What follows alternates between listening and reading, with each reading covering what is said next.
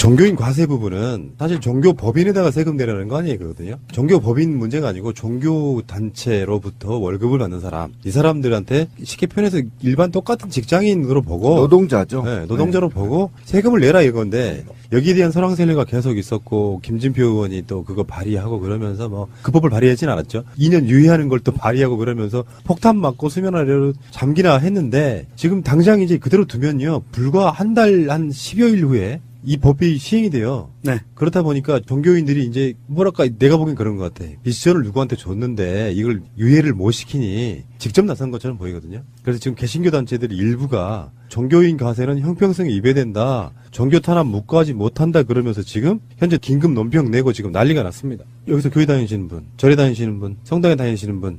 저는 저 여러 가지 종교를 두루 섭렵해서 안철수야! 지금 이 문제는 엄격하게 얘기하면 개신교계에서 어그로 끄는 겁니다. 왜냐하면 타이틀이 이래요. 기독교계는 과세 기준이 35가지인데 왜 불교는 2가지밖에 안 되냐. 불공평하다.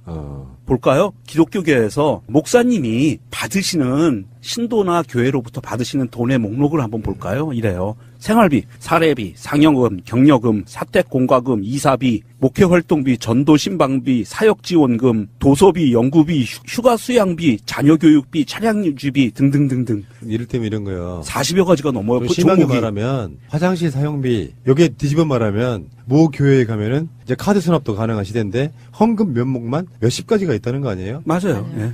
유치원에 들어가면 유치원 입학 감사 헌금 진짜 있어요. 이런 그러면 게. 그러니까 별의별 게 다 있어요. 받으시는 종류가 많다 보니 과세 항목도 많은가 보죠? 그러면 이게 꼼수예요. 쉽게 얘기하면 종교단체에서 받는 돈이 신을 대행해서 종교활동하는데 사는데 불편 없이 살아라라고 돈을 주잖아요. 그런데 이거를 주는데 아니 많이 가져가야 되거든 본인이. 그런데 이거를 하나의 항목으로 받으면 이건 너무 눈에 띄어요. 그러니까 쪼개는 거예요. 돈 받는 항목을. 너무 많이 쪼개내서 40여 가지 막 항목으로 쪼개놓으니까 하나하나를 보면 이게 몇십만 원이야. 이렇게 가는 거거든요. 그럴 수 있어. 아이 학교 보내는데 돈이 드니까 뭐 몇십만 원 인정해 줄 수 있어. 사택 유지비 인정해 줄 수 있어. 뭐 자동차 유지비 인정해 줄 수 있어. 이렇게 가는 거예요. 그런데 이걸 하나로 뭉쳐놓으면 몇천만 원 단위가 되는 거예요. 그냥 내 돈인 거죠. 그렇죠. 네. 이거에 대해서 세무당국이 당신이 이렇게 여러 가지 항목으로 가져가는 게 다 당신의 수입이니까 이거에 대해서 과세할게라고 얘기하니까 차별받는다라고 얘기하는 거예요. 왜 불교는 2개냐? 2가지 항목으로 받으니까 2개에다가 과세하는 거거든요. 그럼 기독교도 합쳐서 2개로 받으면 되잖아요. 그렇죠. 그게 형평에 맞는 거예요. 그게 생활비 하면 되겠네. 그러면 그렇죠. 이렇게 크게. 합시다. 35가지를 하나로 합쳐서 하나로 해줘. 그럼요. 그럼 한 가지만 과세하는 거야. 네, 그렇게 하면 되지. 그러면 이거 없으면 안 돼요? 11조를 없애면 안 돼요? 법으로? 근데 11조뿐만이 아니라 11조 아까 말씀하신 것처럼 뭐 무슨 헌금? 네, 헌금이 종류별로 다 있기 때문에 그게 안 수십 가지, 되는 수백 거예요. 가지. 네. 그러니까 그거를 못하게 법으로 막으면 안 돼요? 그러니까 이렇게 보셔야 돼. 예를 들어서 교회는 사실은 세금을 내지 않는 법인 같은 거거든. 공익법인에 해당돼요. 그렇죠. 근데 다수의 많은 목사님들은 동네에서 개척교회 하시는 분들, 이 불우익과 함께 하시는 분들은 감면해 줘야 된다고 봐. 실제로 수입도 얼마 없어. 제가 알고 있기에. 그거는 이제 소득 대비 네. 지출을 계산해서 소득세 계산을 해주니까, 예. 그러니까 그런 측면이 있는 거고요. 진짜 중요한 건 대형교회 목사들이에요. 맞습니다. 예. 최근에 그 조용기 목사만 해도 뭐 퇴직금만 한 500억 이렇게. 그 정도 되는 사람들은 사실 솔직히 말씀드릴게요. 뭐 그걸 성금하시는 분들이야 어떤 믿음으로 교회 잘 되라고 내시는 거겠지만 그게 하나님한테 가는 게 아니고 일부 교회 목사들한테 가는 건데 이제 세금을 안 내는 법인이라고 할지라도 거기까지는 사회적으로 이제 다 그건 거드리기 좀 힘들어요. 교회라는 것 자체를. 근데 거기서 월급 받고 생활하는 일종의 월급쟁이 직장인이라고 하면 세금 내야 된다까지 온 거거든요. 맞습니다. 예. 그럼 이건 세대적인 대세고 선진국도 마찬가지로 하고 있는 일이에요. 예, 안 하는 나라가 없다시피 해요, 사실은. 예. 그래서 먹고 사니즘에 있어서 마치 신적인 영역에 들어갔던 게 바로 이런 분들이 있었어요. 지금까지 세금도 안 내고 후진국이었죠. 그러면서 논리라고 만들어낸 건 뭐냐? 신자들이 미리 세금 내고 받은 월급으로 낸 거기라 우리는 세금 낼 이유가 없다 이거였다고. 그럼 제 담배 살 때 세금 안 내야 돼요. 그렇죠, 맞아요. 네, 월급 받을 때 나 심각하네. 세금 냈으니까. 그것도 논리라고 만들어내서 근데 지금 이것도 뭐 하지 말라 이거예요. 지금 엄밀히 따지면 이거. 그래서 엊그저께 보수 쪽에 있는 개신교 목사들이 다시 모여서 세무조사를 배제를 시켜주면 종교인 과세를 수용하겠다고 목적이- 다시 발표했습니다. 지랄 목적이 연병들을 그거예요. 하고 있네. 아니 그러니까 이거는 당연한 거예요.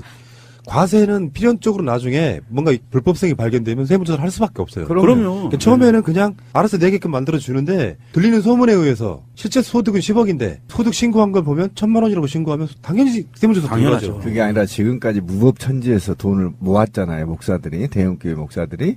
그러니까 그게 지금 밝혀질까봐 두려운 거죠. 맞아요. 그게 두려운 겁니다. 세무조사가 제일 무섭다는 얘기예요. 그런데 저는 이제 지금. 신도들한테 얘기를 좀 할게요. 대형교회.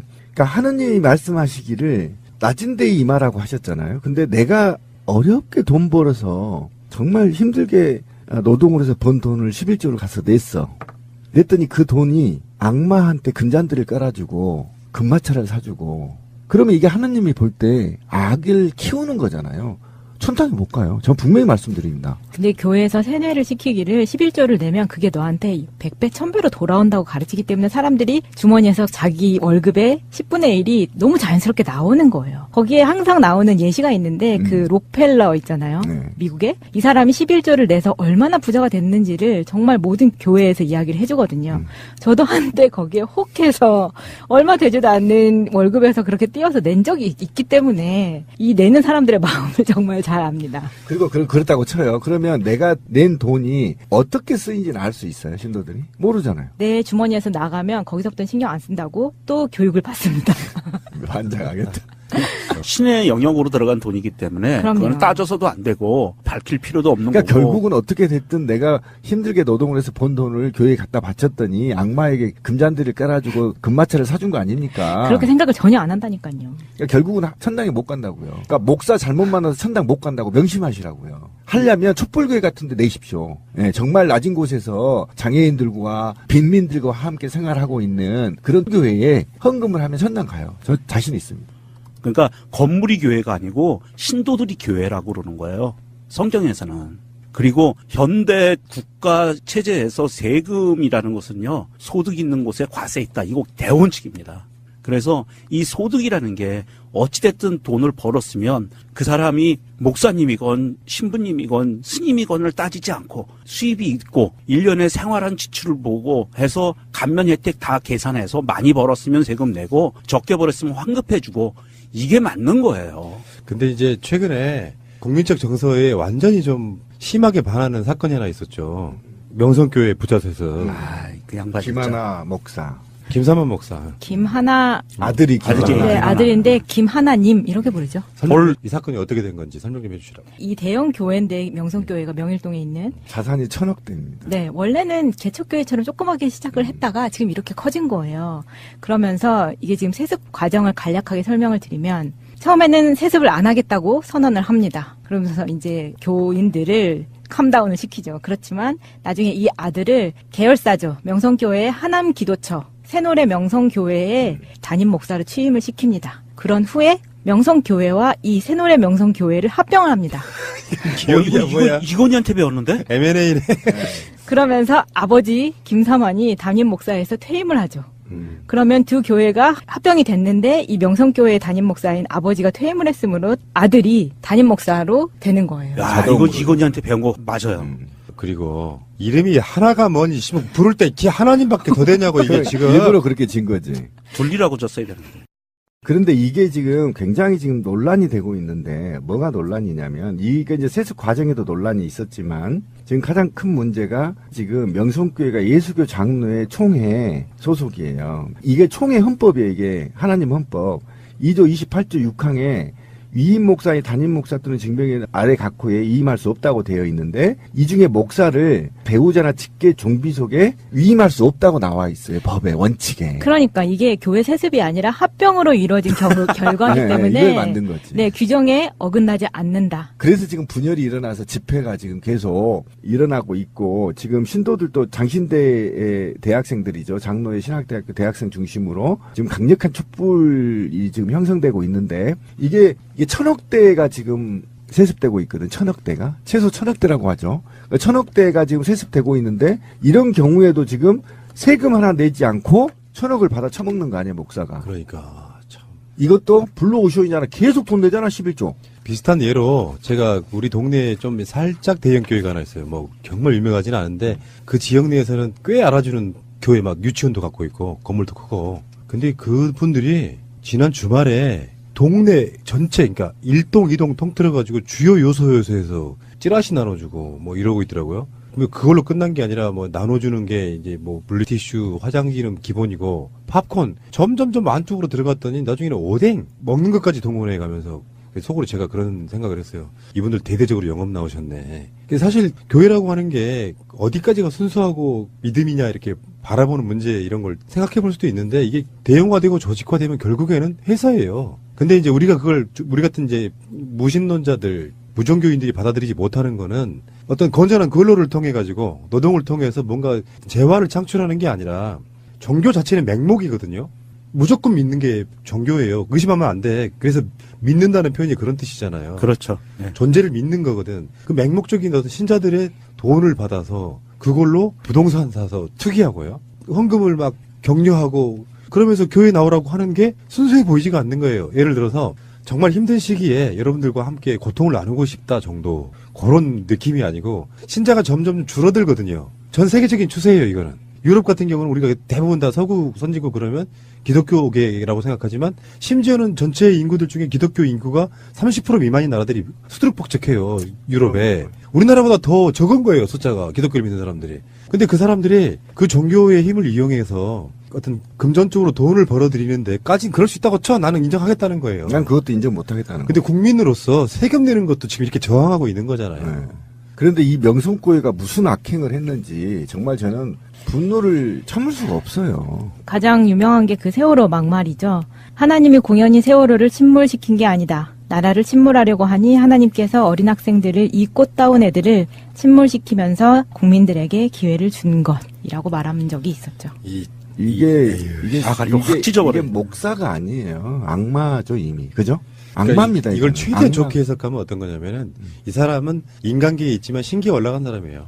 반신반인? 그런 거지. 이렇게 말할 수밖에 없는 건 뭐냐면 자기도 인간이잖아요. 그럼 인간의 기본적인 아픔과 슬픔에 공감하지 않고 기독교의 교리대로 기독교는 내세관 갖고 있잖아요. 그렇죠.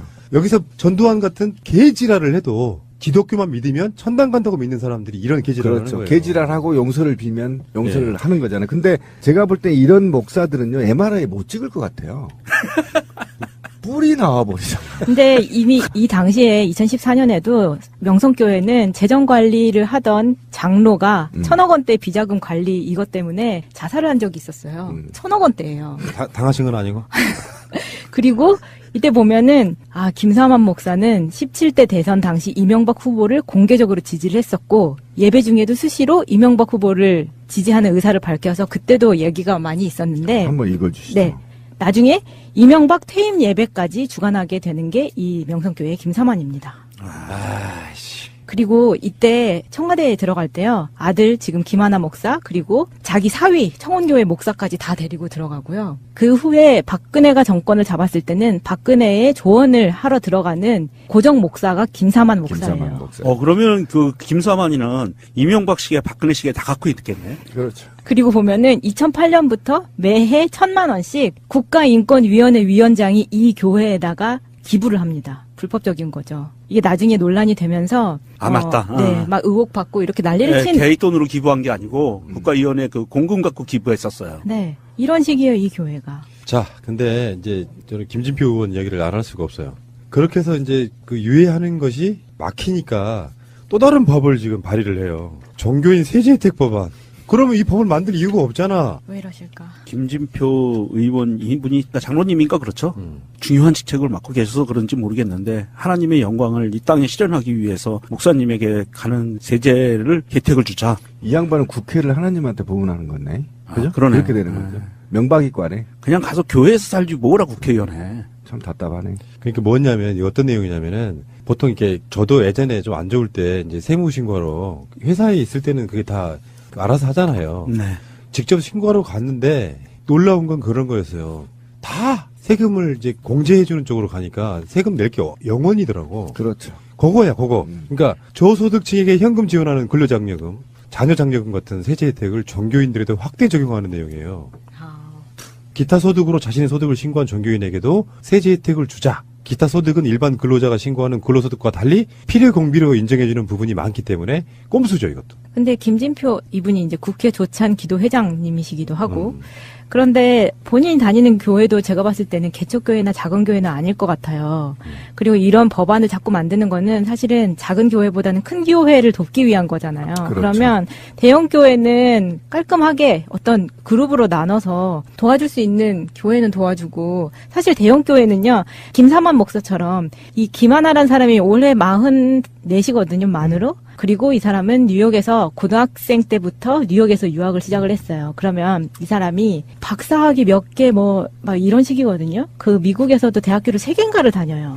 그렇다는 이야기는 IMF를 미국에서 보냈다는 이야기거든요. 그치. 그때 당시에 대형 교회에 정말 많은 자녀들이 미국에서 얼마나 많이 돈지랄을 했었는지 그 사람 중에 하나라는 이야기예요. 근데 이런 사람들을 왜 조세 혜택까지 줘 가면서 도와줘야 되는지, 절대 도와줄 필요가 없다는 거죠. 돈이 차고 넘치는데 이미. 영어 잘하겠네.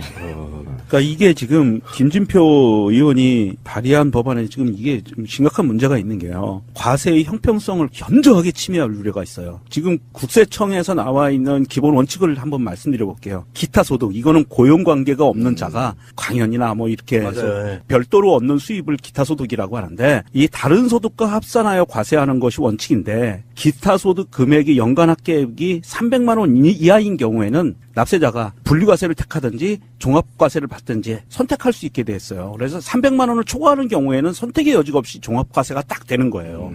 이걸 더해서 기타 소득이 연간 300만 원이 넘어가면 근로소득하고 더해가지고 세금을 내야 되는 거예요. 그런데 이거를 종교인한테만 면제해주자라 그러면 사업하는 사람들이 가만히 있겠어요? 이거는 굉장히 심각한 문제가 벌어질 수 있는 거예요. 대한민국의 조세 정책의 기본 판을 흔드는 법안이 될 수 있는 거예요. 아주 위험한 겁니다, 이거. 그래서 이건 이제 김진표 씨는 이제 국정기획위 위원장이기도 했잖아요. 그래서 네.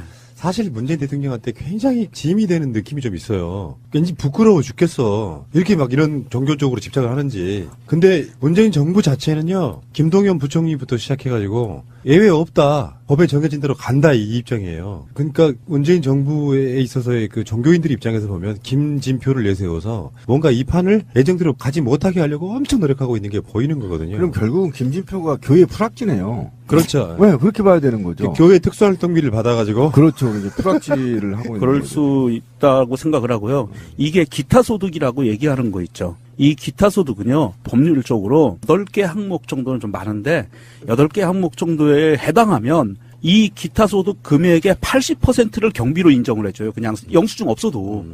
이미 그거 자체가 혜택인 거예요. 근데 거기에다가 또 혜택을 더 달라. 이거 말이 안 되는 거예요.